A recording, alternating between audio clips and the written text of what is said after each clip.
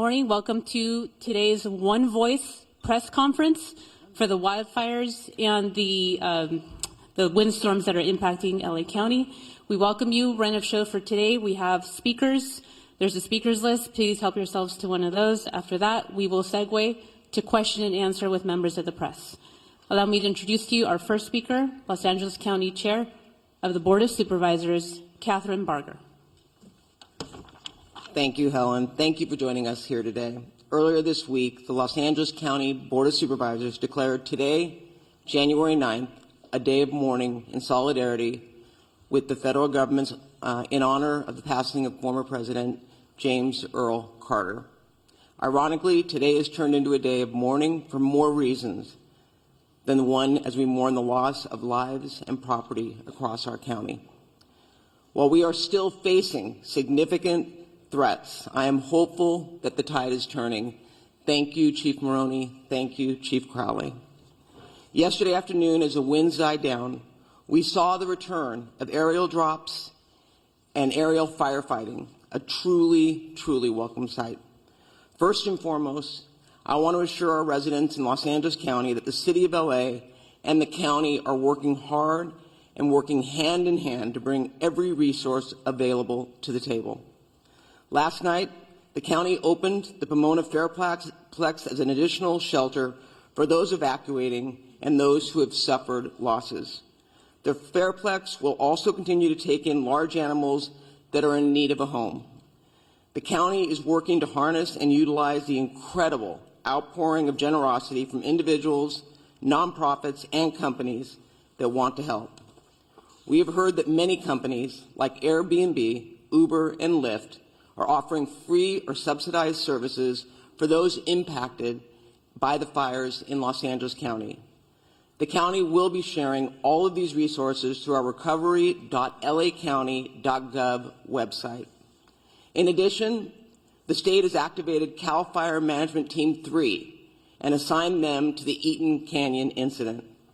They will be joining Federal Management Team 5 in their ongoing efforts, we hope as early as tomorrow. CAL FIRE Team 3 will be tasked with overseeing victim search operations and damage inspections to facilitate debris removal operations and setting up disaster recovery assistance centers. This will allow Federal Management Team 5 to focus on firefighting operations and the active front. As Supervisor Horvath mentioned yesterday, wildfires do not care about jurisdictional boundaries. Between the city and the county, we are managing the various resources that are coming online with the increasing demands on our first responders. I saw this firsthand driving through the streets of Altadena yesterday. Driving up Lake Avenue, the devastation could not be missed. The number of homes, businesses, and buildings that were on the fire dwarfed in any sense of available resources. Altadena is a very unique and special part of the 5th District. It is a community that embodies the spirit of a big, small town, a community full of rich culture, history, and one that passionately supports the small businesses that drive its economy in the community. It is also one of the only communities in Los Angeles County that manages the urban-wildland interface. Altadena is a resilient community. They have seen some significant battles before, but the scale of the impact today is larger than anything that I have seen in my career. The loss of historic resources at Eaton Canyon Nature Center, Farnsworth Park, and the Altadena Golf Course cannot be measured. I saw fire engines and companies from El Dorado County and other parts of California joining Los Angeles County Fire in an effort to protect life and property. In the midst of the emergency, we've all seen individuals who are targeting vulnerable communities by burglarizing and looting homes. This is simply unacceptable. You will be hearing from our DA, Hockman, shortly regarding his efforts to hold these individuals accountable, and I promise you, you will be held accountable. Shame on those who are preying on our residents during this time of crisis. The emergency order will be strictly enforced by the Sheriff's Department, who are proactively patrolling to protect these communities from looting and any criminal activity. They have made 20 arrests of individuals who will be held accountable for the actions that they've taken. I want to thank President Joe Biden and Governor Gavin Newsom for pledging to bring federal and state resources to help Los Angeles County in our moment of need. President Biden's disaster declaration includes the promise of public assistance and individual assistance. We will begin the process of rebuilding.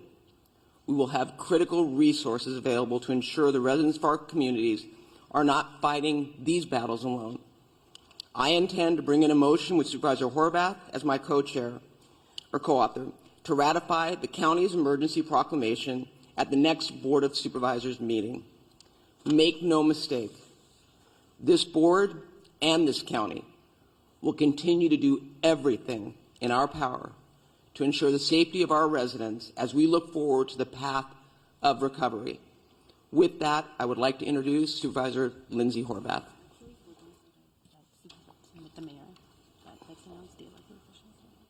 Okay, so who are we going to?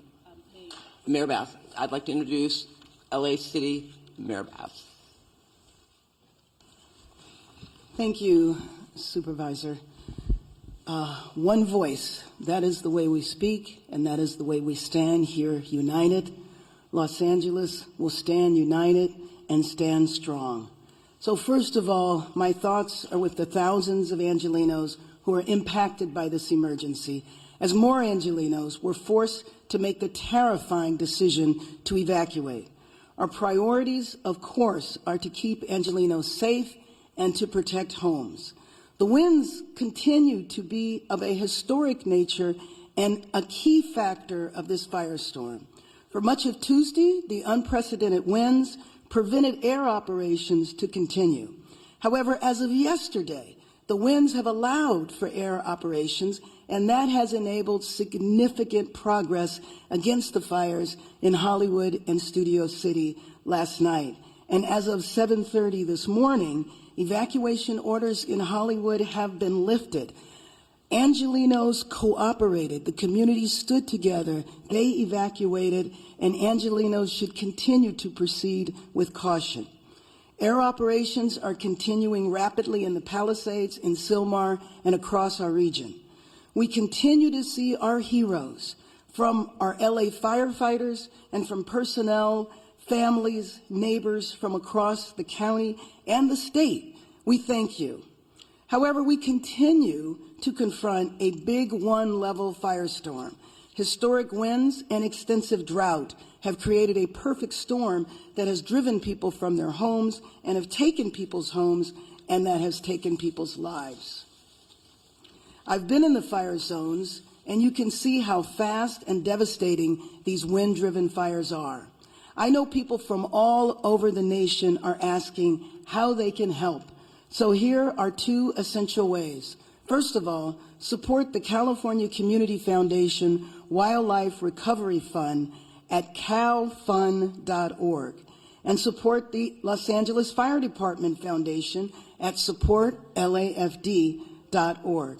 And in addition to shelters, Airbnb is offering free temporary housing. Go to 211LA.org for more information. This, as we know, is a regional crisis. So working together is the only way we will get through this. That's why I've been in constant contact with my colleagues at the county, state, and federal level. President Biden, Governor Newsom have assured us of full state and federal support. And of course, County Chair Barger and I are fully coordinated, as I am with all of the local elected officials. And our fire departments, police departments, utilities, and other critical agencies are coordinated as well. We have pre-deployed, we are executing a strategy, and we are adapting to conditions on the ground in real time. This is absolutely an unprecedented historic firestorm, but we are all hands on deck. We need to continue to cooperate. We need to evacuate when asked to do so. We need to help others, help our neighbors. And first and foremost, we need to stay united. We need to stay strong. A united LA is the way we will recover, is the way we rebuild our communities. And with that, I believe I am introducing Supervisor Lindsay Horvat.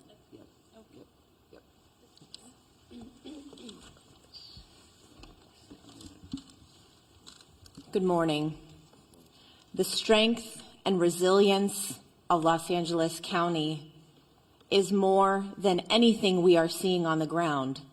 I know this because of the relentless fight that our first responders, our firefighters, our law enforcement officials are putting forward, giving it everything they've got to take on each of these fires throughout the region. That being said, this is testing even the strongest among us. Last night, I personally received an alert from Nixle that I too was under evacuation warning, and I was put in the shoes of tens of thousands of Angelenos who have been facing this from the moment the fires broke out. No one should have to choose which priceless memento they're going to take with them or leave behind in order to stay safe, for their families to stay safe, for their communities to be safe. I've heard from so many community members about the pricelessness of the community centers, the faith centers.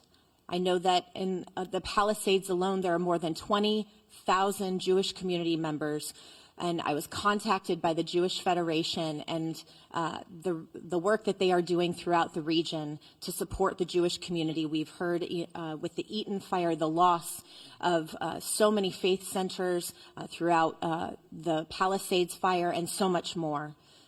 These are not just structures. These are places where people have made lasting memories, memories they will hold on to. But as they look at their community now, their hearts break, and we are in mourning with them. This is a time of grief, and that is why it is tremendous that our governor and our president and all of the leaders behind me and all of the leaders out throughout Los Angeles are standing strong for all of our Angelenos who are suffering great heartache. The Pacific Palisades has suffered immense loss, and my heart goes out to all of the residents who are continuing to try to understand what is left of their homes. In the Topanga Canyon, I've been speaking with residents throughout the night, and I know that One Topanga and TSEP have been in constant communication with those on the ground, and we are in communication with them to ensure that we are supporting Topangans on the ground.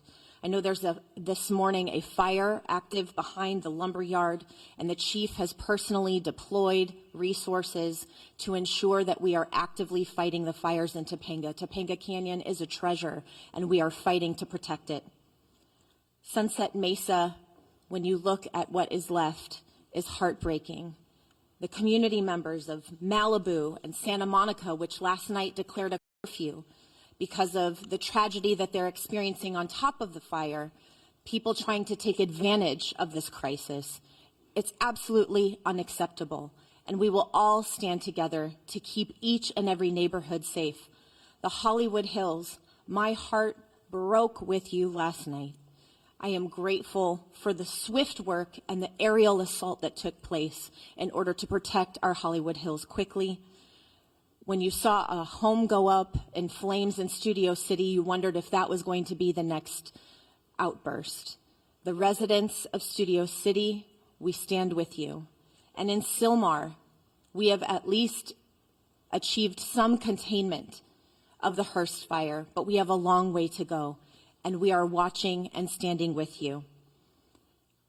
This is a moment where we will share detailed updates, but we will not forget that behind each of these updates is a person who deserves our support. With that, gas shutoffs continue to affect more than 15,000 people in Malibu, from Brentwood Country Club to Pepperdine. A boil water advisory remains in effect for the Sunset Mesa community from Topanga Beach and Coastline Drive to the south on Shore Heights Drive on the north, and Topanga Canyon to Carbon Canyon Road in Malibu, including communities of Big Rock and Carbon Mesa. Metro fares remain suspended today thanks to the leadership of Metro Board Chair Hahn and our CEO Stephanie Wiggins. If you have essential travel today, please do so safely away from the areas of the evacuation orders. If you do not have essential travel, please remain indoors. For the latest updates and service impacts, you can go to alerts.metro.net. LA County Assessor Jeffrey Prang has shared property tax installment deferral applications, misfortune, calamity, damage reassessment applications, and disaster relief FAQ for property owners affected by the fires at assessor.lacounty.gov. All LAUSD schools and Santa Monica Malibu Unified School District schools in the 3rd District are closed. With that, mental health supports are available through the county's Department of Mental Health. You can call 800-854-7771. Please use this resource. We know you are experiencing traumatic pain, and we want to do our best to help start healing. Thank you for the outpouring of support from across the county and across the country.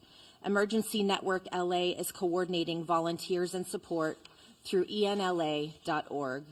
Our county is doing everything possible to respond to these fires until they are contained. And as Chair Barger referenced, today is a day of mourning. And in the words of former President Carter, our faith calls us to do all that we can, wherever we can, with all we can. And in this spirit, indeed in this moment calls us to do the same. Thank you. Next, I'd like to welcome LA County Fire Chief Anthony Maroney. So good morning. Thank you, Supervisor Horvath.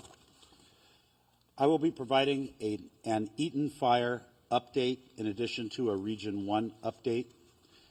The Eaton Fire remains estimated to be 10,600 acres, and growth has been significantly stopped. And we have 0% containment. We have over 879 firefighting personnel assigned, and mutual aid resources continue to arrive to assist with this firefight. From this point forward, incident fatality information and reporting will be the responsibility of the Los Angeles County Sheriff's Department. We have several reported injuries and over 1,000 structures damaged and destroyed. The cause of the fire remains unknown, and it continues to be under active investigation. As I stated yesterday, as soon as a cause is determined, we will advise the media.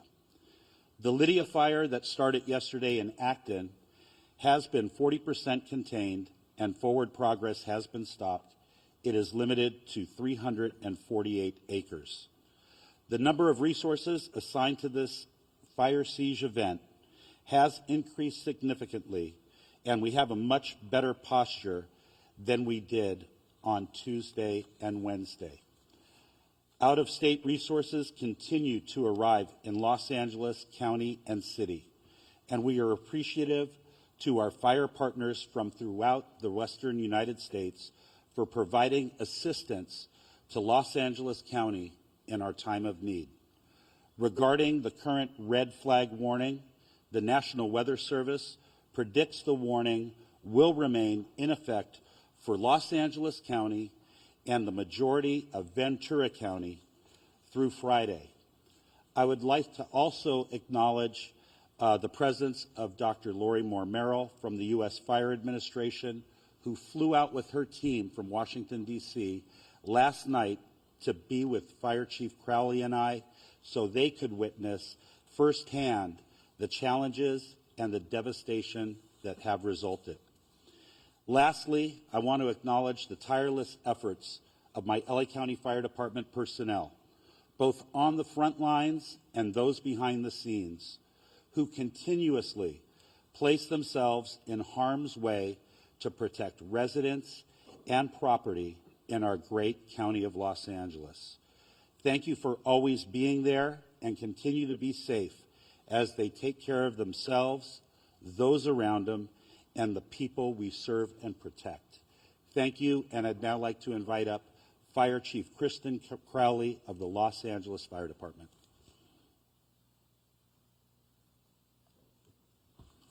Thank you, Chief Maroney. So good morning. We continue to battle multiple major brush fires in the city of Los Angeles and across the Los Angeles region. Today, we expect winds to subside somewhat, which will allow fire crews to increase containment lines. However, and I want to be very clear here as well, we are still under red flag warning with extreme fire behavior possibilities. Before I give you an update on several fires in the city of Los Angeles, I have to take a moment, for all the right reasons, to thank the residents of Los Angeles and our surrounding areas for heeding our instructions.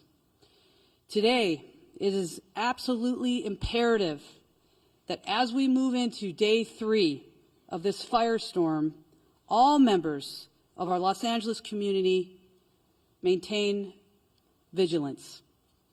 I will now give you an update of our activities that occurred overnight. Palisades fire, as we know, started January 7th at 10:30 hours in the morning. Size at this point is 17,234 acres. We are in unified command, LAFD, CAL FIRE, LA County Fire, LAPD, and LA Sheriffs. 0% containment. Extreme fire behavior continues to challenge firefighting efforts for the Palisades area. Wind gusts are up to 60 miles per hour and are expected to resume throughout the entire day. Firefighters and air resources will continue to work to protect the community and infrastructures and gain control so that we can contain this fire. Damage assessments are ongoing at the Palisades fire. However, preliminary reports estimate the damage or destroyed structures to be in the thousands. It is safe to say that the Palisades fire is one of the most destructive natural disasters in the history of Los Angeles. We will continue to provide additional information as it becomes available. I'll move on to the Hearst fire.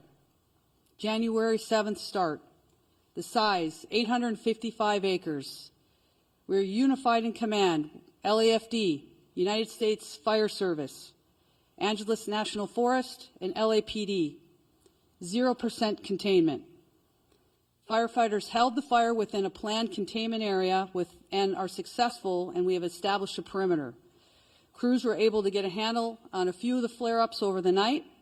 We will continue to strengthen our containment lines and create a number of dozer lines to minimize the fire growth.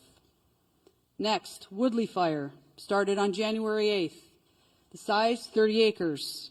Containment, fully contained, and we are using fire patrols to monitor the area for any flare-ups. The fire has been declared as a knockdown, and there are no current threats. Next, the Sunset fire, which is in the Runyon Canyon area, started last night, January 8th. Size 42.8 acres. Forward progress, I'm very glad to share with everybody, was stopped, and the crews are working to put out spot fires within the perimeters and to keep the wind from spreading any additional embers. As of 7:30 this morning, all evacuation orders have been lifted. This fire was rapidly and aggressively attacked by using coordinated air and ground fire suppression efforts. Residents heeded our timely evacuation orders. More information to come on that. Next up, the Sunswept fire, which is in the Studio City area. As I talked about all the previous incidents, on top of this, our fire department was faced with another massive challenge. A very large structure fire encompassing 2 large hillside homes with heavy fire, which exposed brush broke out in the Studio City area of Los Angeles. The high winds caused the fire to extend within the adjacent brush, potentially causing another additional brush fire. Our LEFD poured all available resources into this fire, and through a combined effort, were successful in preventing another devastating brush fire. Our firefighters stopped the forward progress at just under 1 acre. Also, to be clear, all of the incidents that I just spoke about are all under an active investigation. Let's talk about the preparations for today. The LAFD continues to augment and recall all of our firefighters to fill every single available seat on every single available apparatus within the city of Los Angeles. Firefighters continue to move into the Southern California region from across the western region of the United States, and we are very, very grateful for any assistance that we are receiving. Weather conditions are beginning to turn favorably, which will allow us to increase our containment lines. Again, our primary focus remains on impacting and affecting rescues and saving lives while protecting property. The multiple incidents across the city and the region continue to tax our firefighters. However, rest assured that every single firefighter, first responder, law enforcement officer across the region remains 100% committed to protecting our communities. Here's your call to action. Stay informed with trusted news and official updates. Be prepared to evacuate if you live near a wildland area. Follow all evacuation warnings and orders without delay. We also ask the public to stay off the roadways and away from any impacted areas, which we want to make sure there's zero room for any other issues when it comes to delays for our firefighters, first responders to get to where we need to go. I want to take just a moment to thank every single Los Angeles resident who's been impacted by this for staying vigilant, supporting our first responders, and helping your neighbors. Thank you to Mayor Bass, our city leadership, everybody that is here. As you can see, we stand with every single community member, business, anybody that's been negatively impacted by all of these incidents. We stand with you. We're going to remain strong with you as well. And I tell you, we're throwing everything at this that we possibly can, and we're going to move through this and continue to support one another. With that, I will go ahead and introduce our next speaker, which is Sheriff Luna. Sir? Good morning, Robert Luna, the Sheriff of Los Angeles County. Currently, we have well over 400 sheriff's personnel that are still actively deployed to the fires, in addition to our normal staffing for patrol-related functions throughout the county of Los Angeles. Deputies continue to assist our residents with evacuations. They are performing a lot of humanitarian missions. So many stories to share, don't have time right now. Providing food and blankets to people, rescuing people who, unfortunately, did not evacuate when they were asked to. So you've heard it over and over up here. A lot of the stories of heroic actions by our deputy sheriffs, police officers, or firefighters, a lot of them are taking place from people who did not choose to evacuate, putting their own lives at risk. So please, if you're asked to evacuate, because it's not only your life you're putting in danger. We continue to conduct roving patrols, manning hard road closures, providing security in evacuation areas to prevent anyone who may be tempted to engage in criminal behavior like looting. It was mentioned earlier before by the supervisor, and I'm going to make this crystal clear to everybody out there. Over last night and this morning, we are up to 20 individuals who chose to go into our areas and deprive these poor people who have been through so much of their property. Absolutely unacceptable. And I'm going to give direction to our department members. As you know, when we have an evacuation order by law, if you remain in that area, you are guilty of a misdemeanor. If you commit certain crimes, it could jump up to a felony. I'm going to be asking our employees to start enforcing that. That is very different than a curfew. Why? Because it's 24/7. I don't have to wait for the sun to go down or the sun to come up. If you are in one of these areas and you do not belong there, you are going to be subject to arrest. I hope that is as clear as I can make it, because our first choice isn't to do enforcement. It's not to make arrests. It's to help people. But if people choose to commit crimes, they're going to be held accountable. And the DA, who is standing next to me, will clarify even that a little bit further. This continues to be a fluid and evolving crisis, and the numbers that we release throughout this incident are going to fluctuate. So anything we say is subject to change. We're getting information from our boots on the ground. It's very chaotic out there because it's still so fluid. So forgive us if we give a number and then we have to modify those numbers. I talked about the 20 arrests that have been made so far. Unfortunately, I do expect that to go up. We're not going to tolerate that kind of activity. We have substantially increased our deployment of deputies at the fixed traffic post and are trying to limit and clear out any unauthorized vehicles or people in these areas. I do want to talk as we are summoning more resources. I have been in contact with the chief of the Office of Emergency Services for the state of California. Obviously, that's done at the direction of Governor Newsom. From the get-go of this, he has offered any and all resources to us in law enforcement, and they're doing the same for fire, but I'll specifically talk about policing.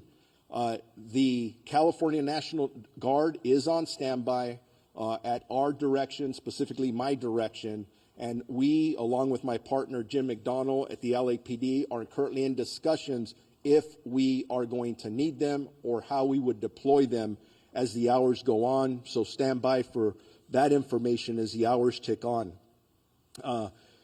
Chief Maroney mentioned this regarding any death toll information. Yes, we had preliminary numbers yesterday. I got to be honest with you, as I reviewed some of those last night and this morning, I was not satisfied with some of the information that we're getting. And it's not the fault of our people.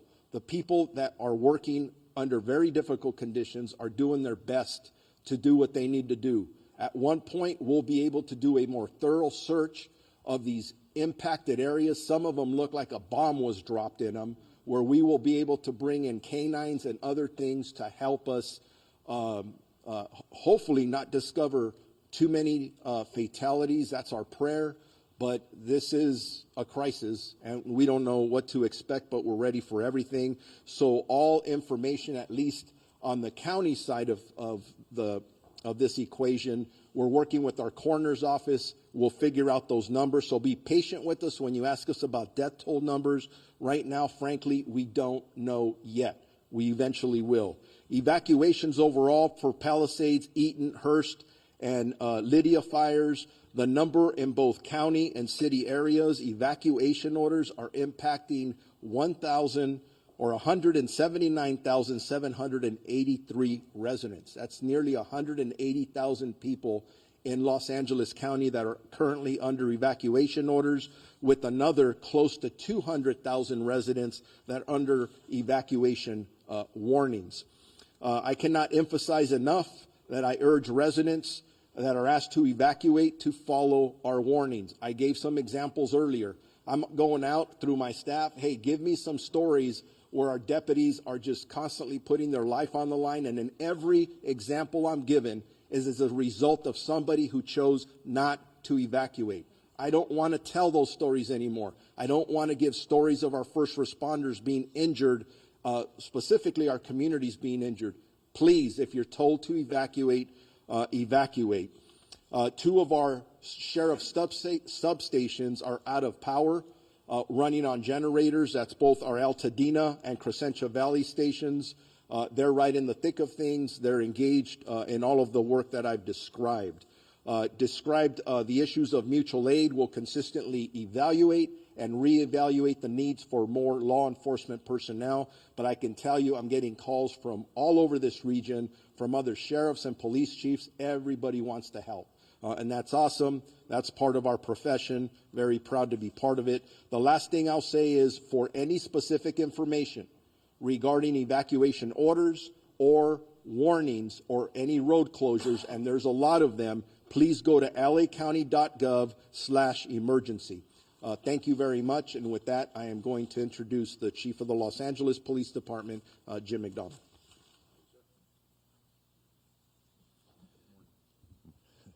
Morning, and I'll start off with a sincere thank you to all who have cooperated and supported the first responders and others who've been out there doing the best they can to make this as manageable as it can be. We're still on full tactical alert at the LAPD in support of our fire partners to be able to accomplish their mission. We're assisting with safety as well as the evacuation sites. You heard the sheriff quote the numbers of people who are out there using those. And again, we want to provide every level of safety we can for those involved in that effort. We've been joined by our Port Police and Los Angeles World Airport Police partners as part of the city family in doing the jobs that we're doing as we move forward today. But I want to thank our team. Many of our team and many of the people who are here behind me have left their families in fire areas to come to work to be able to help others. We've had a large number of people who have been evacuated, a large number of people in this group here who either family or friends have lost their own homes and lost everything they own and are dealing with taking care of young families at the same time while they're trying to balance the needs of work with the needs and responsibilities of family. We truly are all in this together, and we have to look at it that way as we move forward. The advice I would give is consistent with what you've heard. The air is not healthy for people who are challenged from a respiratory standpoint. So if you don't have to come into an area that's so impacted, please don't. Traffic, we're trying to maintain ingress and egress to our emergency areas for first responders in particular. We had, as you heard, people coming in still from other states to be able to help in the fire suppression effort, and we need them to be able to get in and be able to do what they need to do as easily as possible.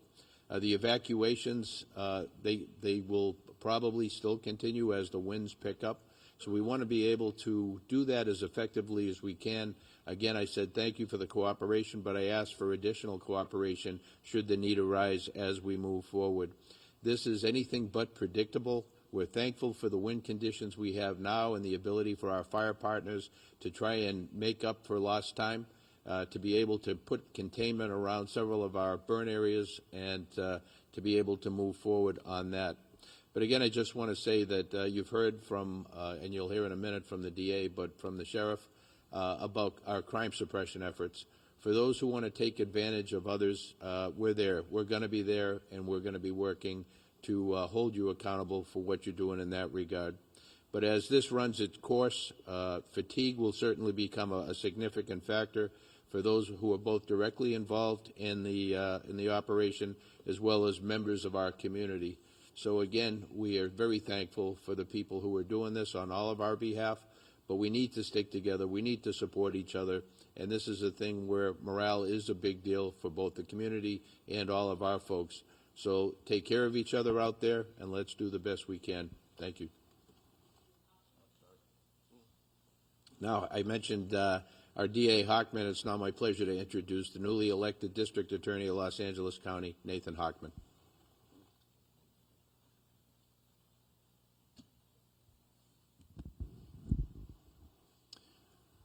Yesterday, I bore witness by walking and driving through Pacific Palisades. I ended up at my sister's house, a house where she and her husband had raised 4 boys, celebrated birthdays, barbecues, and whatnot, and that house has been burned to the ground. And not just her house, but all her neighbors. Up and down each one of the blocks I traveled, those houses no longer exist. They are now basically rubble. And I haven't seen something like that, and I've lived here almost over 60 years. In the entire time I've been here, it looked apocalyptic.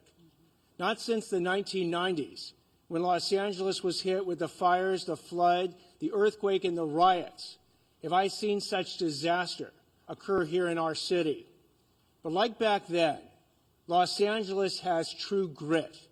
It has resilience. And it will rebuild, and it will rebuild better than ever. But along the way, there might be people out there who want to take advantage of the people who are suffering these tragic losses. These criminals need to hear, as they've heard from the sheriff, as they've heard from Chief McDonald, an unmistakably clear message that if you want to go ahead and loot, if you want to commit burglary, if you want to engage in grand theft, if you want to engage in these internet scams where you're going to take advantage of people who are going to be seeking insurance and government benefits, you will be arrested, you will be prosecuted, and you will be punished to the full extent of the law. And the reason I want to send this warning now is I don't want any mistake later that somehow they thought, oh, it's not a big deal. It's a huge deal. These acts are despicable, and we will prosecute them with maximal punishment. So I want to make sure that message is received loud and clear, because the first responders in this situation have been simply heroic. As I was in Pacific Palisades, I not only saw fire departments from LA County and LA City, I saw Rialto, Poway, Redding, fire engines from across this entire state that have come to our rescue. And thank you. Thank you to all the first responders. When it comes to law enforcement, it's an all-hands-on-deck operation with law enforcement and the DA's office. Again, detectives are putting on uniforms and getting out there on the streets to protect us. We owe them a huge thank you.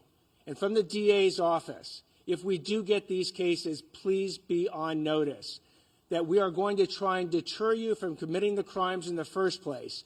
But if you do commit these crimes, do not expect anything else than maximal punishment. I'll now introduce LA County Public Works Director Mark Priscilla.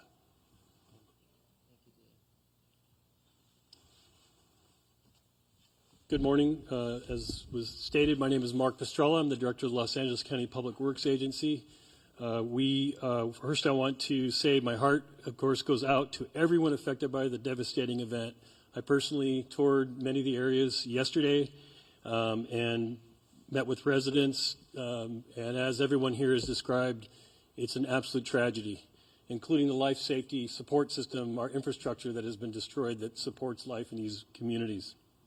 I know from personal experience that feeling a loss from a wildfire, and I have tremendous respect for our firefighters and other first responders, our police force, the Sheriff's Department for the work they are currently doing. In fact, our current mission, which has been going 24/7 for 3 days now, is to support our fire department and our Sheriff's Department and the local PDs in their efforts to save lives. That is our number one mission right now and what we are currently continuing to do, unfortunately, as this event is still active.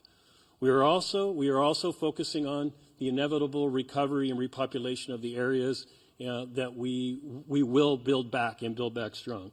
The current focus is on utility restoration, and I know many people are already asking about that. Your sewer, water, your power system, and the transportation system have all been significantly damaged. The heat of this system, the wind that blew also knocked down thousands of trees into the roadway. So what we have is a tremendous amount of debris throughout the communities that have had experienced this fire. This debris has been moved enough to let our firefighters and our sheriff and PD into the area to do their work, but it's going to need to be processed and moved safely out of the area, and we are working on a coordinated effort across LA County to do debris removal, the debris removal that it will be necessary to restore the community back to its former way of life. The debris can be hazardous. The debris that is on the private property is considered hazardous and may be toxic. And so I want to warn everybody now that is either there who has remained behind or who is visiting the areas. As was mentioned earlier, it is not safe. It is not safe to touch the debris. It is not safe to remove the debris yourselves. There is a process for that, and we will be mobilizing with the City of Los Angeles to provide a health review of every property and make sure that when we move that debris, that it's done in a way that's safe and safe for you and for the other residents who remain behind in the area. We are also working on water supply system. The water supply system currently is still supplying fire suppression. Last night we got to see the wonderful use of our reservoirs, the city's reservoirs and our reservoirs, to take water from the reservoirs and actually use firefighting event aerial attacks to the system You saw what a difference that made in the firefight last night, and those reservoirs are full and continue to be ready and at the disposal of our firefighting friends. The municipal water system continues to suffer poor water quality due to the introduction of ash and debris into our reservoirs and into our filtration systems. So there are specific areas that we are asking for water to be boiled. I would just say with all caution, anyone who's remained behind, if there is any residence in your area that is burned to the ground and you are still there, you should just go ahead and boil water. We will be actively coming to communities in the next day, within this day or next day, delivering water, domestic water to people who remain in the fire zone area. LA County will be coordinating that effort, not only for the District 29, but also we'll be working with the City of LA to deliver water to residents who've remained behind or who again have partial damage and are maybe staying in their homes. I want to again just mention that a firefight with multiple fire hydrants drawing water from municipal water systems for several hours is just not sustainable. That's why the air support is so important. Our residents in the Sunset Mesa, Topanga Beach area, Coastline Drive on the south to Shore Heights Drive on the north are up in the area. This is a partial damaged area or a threatened area. The Topanga Canyon Road to Carbon Canyon Road Mesa as well is another area that's threatened. So all of what I just talked about applies to you residents who are there.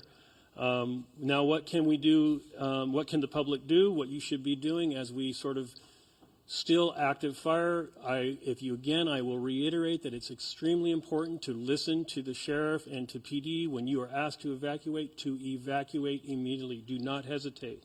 Do not wait. Your life is not worth it. The systems that you're leaving behind, they are going to be impacted and they cannot be restarted easily. So I know a lot of people are talking about, starting up. If you're thinking about creating your own water and sewer and power system at your home, I want you to be very careful about that. That is not something that a licensed contractor should be doing or our utility folks. Please don't do that. As I said yesterday, if you're leaving your home, I want to make sure that you lock that home, that you close that home up tight, and that you leave access for firefighters by not closing gates or creating a situation where they can't get to your home to fight off fire. The road system is impacted heavily throughout LA County, including city and county areas. There are multiple, in fact, hundreds of stop signals that are currently flashing red. I want to remind everybody that you treat that as a stop sign and you stop for that flashing. And if you come to a barricade, you need to turn around because those streets are closed for the purpose of recovery and not for looky-loos. Please do not argue with the sheriffs that are there or the PD. If the road is closed, there's a good reason for it. It's because it's not safe for you to be in that area. And that safety includes the debris that I was talking about. Trees down, potholes, road systems destroyed. There could be breaks in the roadway that could cause major damage to your vehicle. So I'm asking that you comply with all road closures until further notice. We are available as a 24/7 agency. You can reach our department at 1-800-675-HELP. We do need every citizen. There's something else you can do. If you see something, please tell us about it.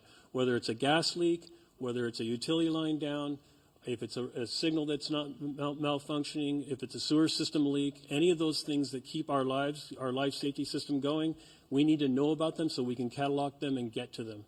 Please know, and I do need to mention that all of the utility workers, not just my folks at LA County Public Works, but the folks at the City of Los Angeles, the folks at the Southern California Edison, the gas company, we are all coordinating with each other to restore your systems. And our folks are all working 24/7. There are many heroic stories, like the sheriff and fire have, of our utility folks out in the middle of the night, 24/7, getting those systems back up into place. And I want to thank all of the utility workers who are out there doing their job, who are not going home to family at night. They are actually working 24/7 as well. With that, I want to introduce the CEO and Chief Engineer of the Department of Water Power, Janice Quinones.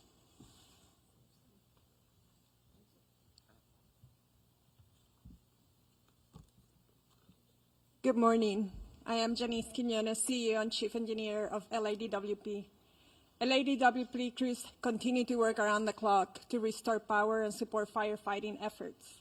On the power front, we have restored about 200,000 customers so far since the windstorm started.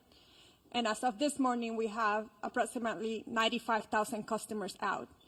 We have 118 crews, DWP crews, working around the clock to restore powers as fast and as safe as possible. We're expecting our mutual aid crews coming from PG&E to arrive today and support the restoration efforts. Our restoration times are ranging from 24 to 48 hours. We are prioritizing wires down, so if you see a wire down, please call 911 and we'll send crews immediately to make the area safe. However, if you live in the fire-impacted areas or near those areas, you might experience longer outages, mainly because either our equipment has been compromised due to the fire, we're not able to access the area yet, or we're proactively shutting out the power for the safety of our firefighters and first responders. On the water side, the boil water notice for Palisades on zip code 90272 continues in effect, and it will continue in effect for at least 48 hours. I have water quality engineers taking samples around the system to ensure that the water quality remains a priority for our consumers. We continue to support LAFD and CAL FIRE and water supply issues and firefighting response, including opening our water reservoirs, as mentioned by Mark yesterday. Hollywood Reservoir was a critical asset when we were fighting the Sunset Fire. So all our reservoirs are open, that are open air for air assets, and we continue to work around the clock with other water agencies to increase the supply and pressure of the water system, including Metropolitan Water District. I want to end this by thanking DWP crews and personnel for their commitment and efforts to support the restoration of LA. Thank you. Thank you very much for that. And now, Chair Barker. I also want to, we recognized President Biden and Governor Newsom, but we also have here with us today Congressmember George Whitesides, Congressmember Laura Friedman, Senator Sasha Renee Perez, Assemblymember Celeste Rodriguez, and Malibu Mayor Doug Stewart. Make no mistake, we are all working together, and I want to thank you all for being here. I know our Congress representatives flew in, and we appreciate it, and we are all in this together. With that, we'll take some questions. Thank you, Chair Barker. So just a couple rules of the road. So I'll call on you. When you get called upon, please announce your name and which media outlet you are with, and we'll start right here in the middle. Jonathan Pigliotti with CBS News. For Mayor Bass, please. Mayor, LA County is in a panic state. It began 2 days ago with the Palisades fire. My crew and I arrived shortly after it started, and for several hours we watched as hundreds of homes in a neighborhood burned to the ground. We did not see a single fire engine. We watched as Good Samaritans guided traffic. There was fear and there was a lot of confusion. You were out of the country at the time. Shortly after the fire started, a press release was put out warning of this fire behavior. My question to you is, what explains this lack of preparation and rapid response? Let me just say, first and foremost, my number one focus, and I think the focus of all of us here with one voice, is that we have to protect lives, we have to save lives, and we have to save homes. Rest assured that when rest assured, let me finish. Rest assured, when that is done, when we are safe, when lives have been saved and homes have been saved, we will absolutely do an evaluation to look at what worked, what didn't work, and to correct or to hold accountable any body, department, individual, etc. But my focus right now is on the lives and on the homes. Do you think your leadership was effective while responding to this disaster? I just said what I believe is the most important thing for us to do right now, and that is going to continue to be my focus. Thank you. Thank you. Thank you. Let's go to the middle with the laptop. Before we go on, I want to introduce, because this is an important announcement we made, the U.S. Forest Service Fire Chief Robert Garcia has an announcement regarding a decision being made on the National Forest. Thank you, Supervisor, and I'll be brief. I just wanted to share that in the overnight hours last night, the U.S. Forest Service, in an effort to reduce calls for service and reduce potential risk for wildfire, we've made a decision until further notice that the Angeles National Forest is closed. And so we'll get some additional information out, press release, that kind of information on the details of that closure, but it's similar to the types of orders that the county and the city have instituted regarding curfews and access and that type of thing. So the Angeles National Forest will be closed till further notice, likely till we get through this current fire weather event. Thank you for that. We'll go in the middle. Name and media outlet, please. Hi, Thomas Fuller from the New York Times. For Chief Luna, I just wanted to follow up on what you said about you weren't satisfied with the information that you were getting on fatalities. It's been widely reported that there were 5 deaths, at least 5 deaths. Do you believe that death toll is not accurate, and do you think it's less than that? Based on all the information that I've received in the last probably 8 hours, I want to be more confident in the specific information that I'm getting. So what we're doing now is going back through everything because you got to understand the urgency, the chaotic nature of what we're dealing with, and we're still in the middle of that. So I want to make sure that as we go forward, at least for the sheriff's department, we're actually having our homicide unit involved because they don't only do murder investigations, they do death investigations, that I'm going to change the system and verify each number.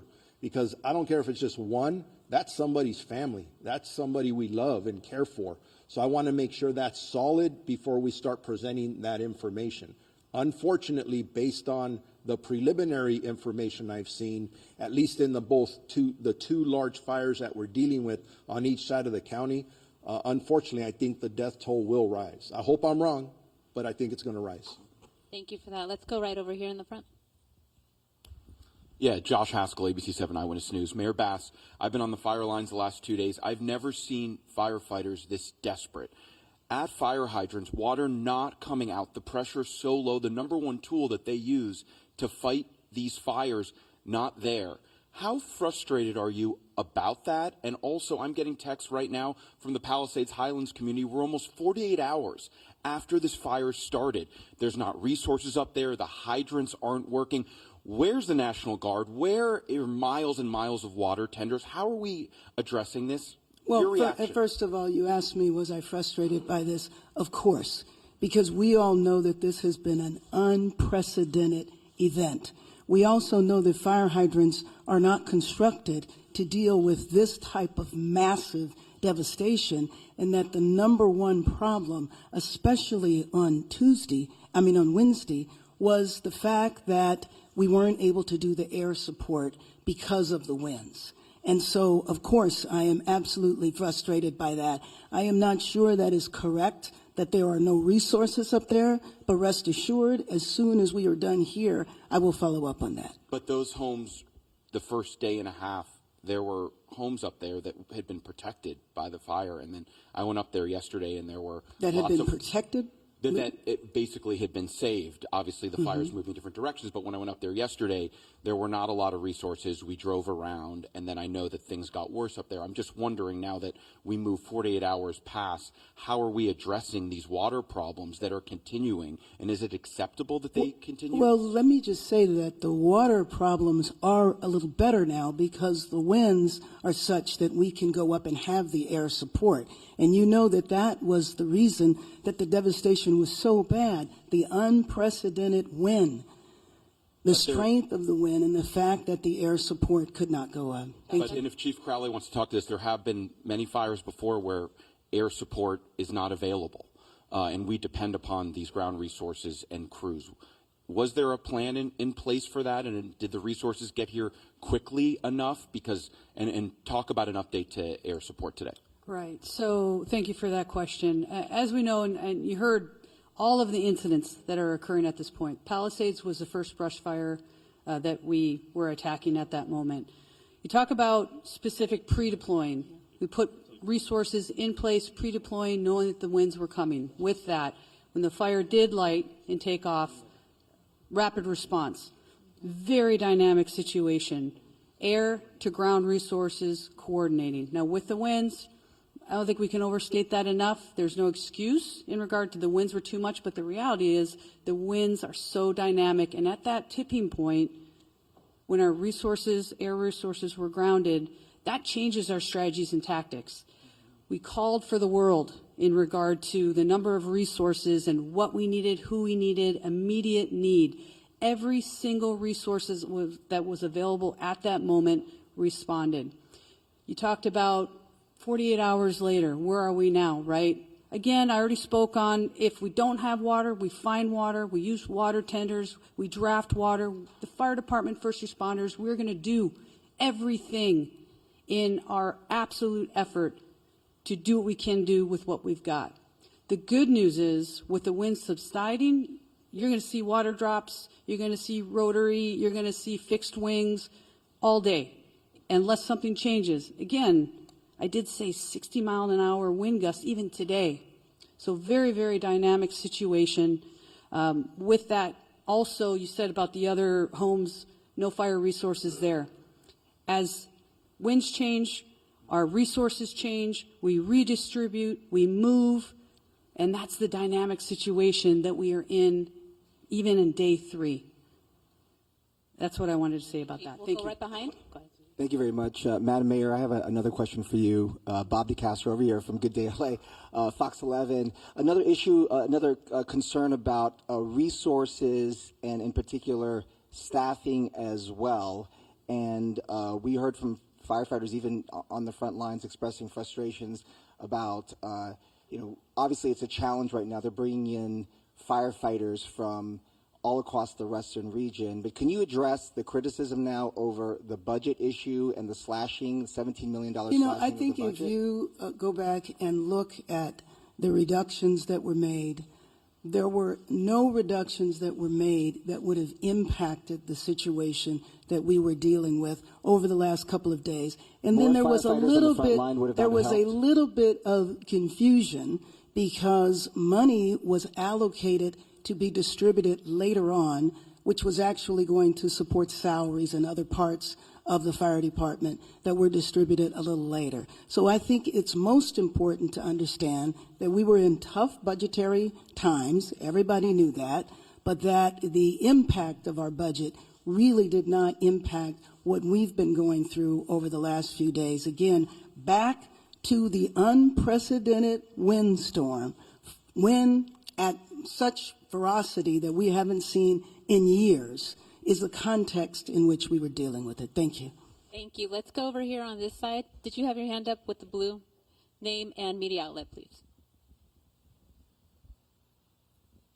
Hi, Grace Tui with the Los Angeles Times. I was hoping Chief Crowley could talk a little bit more about the start of the Palisades fire. We'd heard that, I know we don't know why it started, but we'd heard that it started possibly in a garden in someone's backyard, if you could confirm that. And then how long do we know it took for it to actually reach homes? And I know you said that resources were pre-deployed, but do we know were there actually fire crews in the Palisades when it did start? Right. So I'll start with your second question, and we'll go back. I'll just start with your first one. As for where the start of the fire was in the Palisades fire, again, currently under active investigation. We have our arson investigators that are out right now as we speak, and they are actively investigating. As soon as we have information, we will share that with all of you. I know there's obviously, for the right reasons, a lot of interest in that. So with that, we'll circle back. When we come to pre-deployment, yes, we had our local fire stations that are assigned, Fire Station 69, Fire Station 23 in the Palisades area. They were fully staffed. Also pre-deployment in those areas, and we can also share the exact locations of where they were, how much we bolstered in regard to resources in the Palisades area. And also, mind you, we pre-deploy in the very high fire hazard severity zones, knowing that those are the communities most at risk during a wind event. So not only did we pre-deploy in the Palisades area, but also in other critical areas within the city. I don't know exactly, but we certainly can get that to you. Thank you. Hi, Dakota Smith with the LA Times. I have a two-part question again for the two fire chiefs. First off, have drones, unauthorized drones, been a problem, and have they hurt firefighting efforts?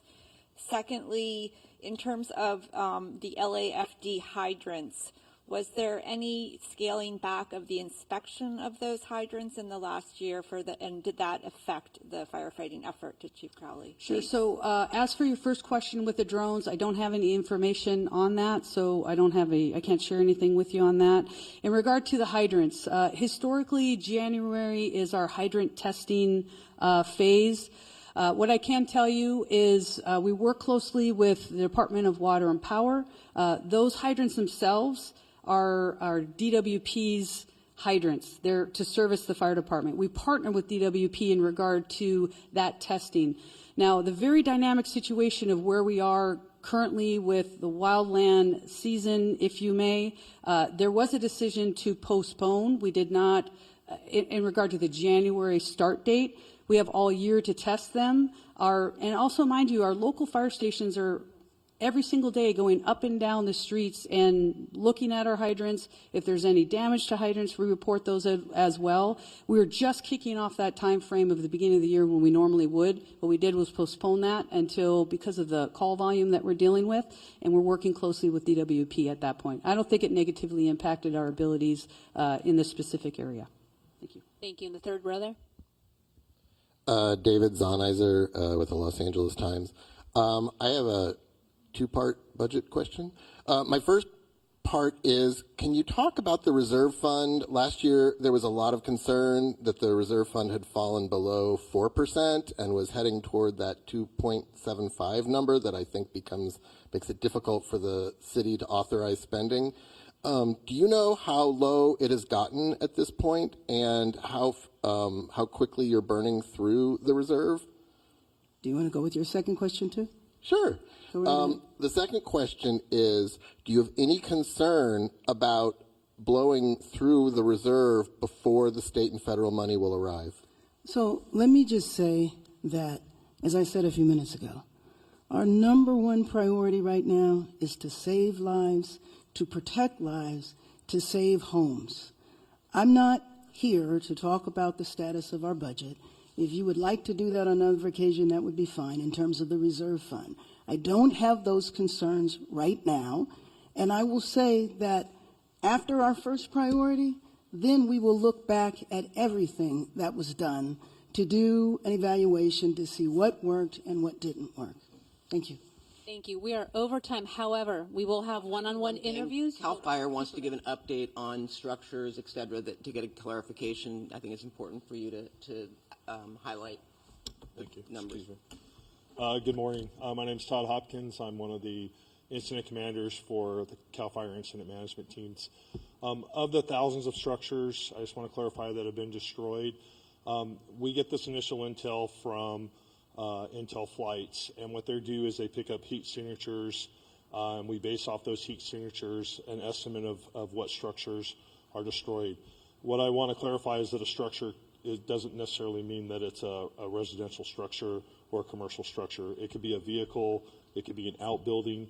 So we do have people, damage inspection teams that are on the ground that will go out to every single home. They will catalog whether a house is destroyed, if it's partially destroyed or just damaged, and all that information will be turned over to the city and to the county once the damage inspection teams get done. So although we know that there are many homes destroyed, the thousands of structures can mean many different things besides just a home. So thousands of structures, yes, but that could be a motorhome, that could be a car, that could be a shed, it could be a residential structure. So I just wanted to make that clarification. Thank you very much. And we are end of press conference, one-on-ones. We also have Spanish.